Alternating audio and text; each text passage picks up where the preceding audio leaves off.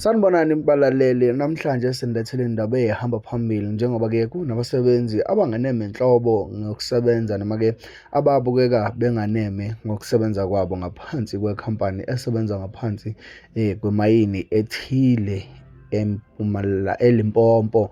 Njengoba ngitholile incwadi kuthiwa ngiyidlulisele ukuze nabanye bebe aware noma-ke ifike kubantu aba-right. Mawazi ukuthi-ke ungakwazi usiza noma-ke uqaphele njengoba kuyisikhathi sokufesa ukuthi ekhampanini efana nalena ungabe usafesa. Ithi incwadi sawubona mfoka baba, ngethembe uyaphila.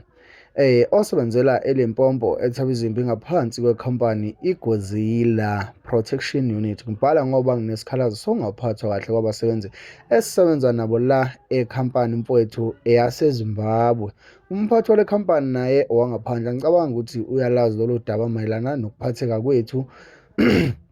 Le khampani nama-ofisi eBramley eJohannesburg. Thina sisebenzela eLimpopo kuyimine okuthiwa iLimberg Mining eyi-open cast nenye okuthiwa iMwelasa open cast mining. Siyathokoza mfoka baba uma lolu daba liyofika kubantu abafanele. Asiphethwe kahle isidalo la siyahlukunyezwa ezweni lethu. Ngiyabonga bhuti, ungakhohlwa ukugodlwa imininingwane yami.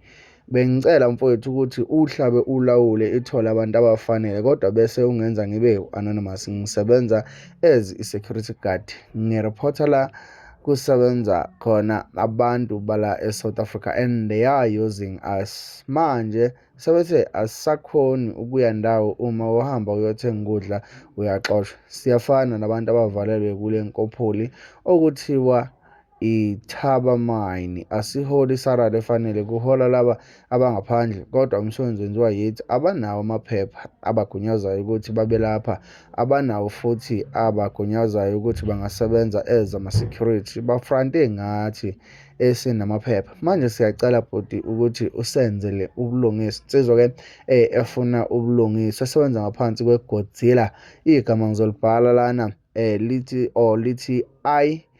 methi iGodzilla God bese kuba UZILL bese kuba A Protection Unit. Njengoba-ke ubone isithombe semoto laphana-ke yekhampani, okungenzeka mhlawumbe uyayazi. Njengoba-ke isebenzela ngaphansi kwaleya mayini, ayikwazi ukuthi iholele noma ibaphethe kahle abasebenzi. Ingabaphethe kahle nje, iphinde futhi ingabaholeli ngendlela ekufanele baholele ngayo, ebese iholela abangaphandle ngendlela-ke ekufrantwe ngayo abasebenzi.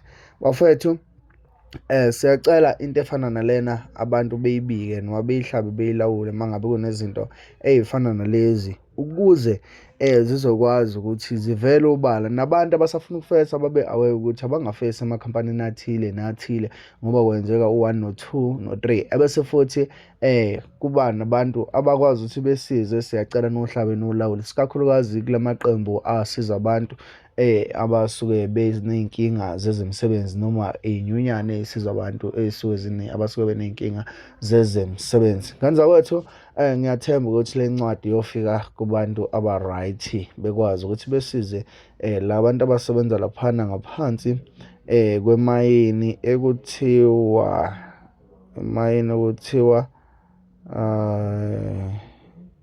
yini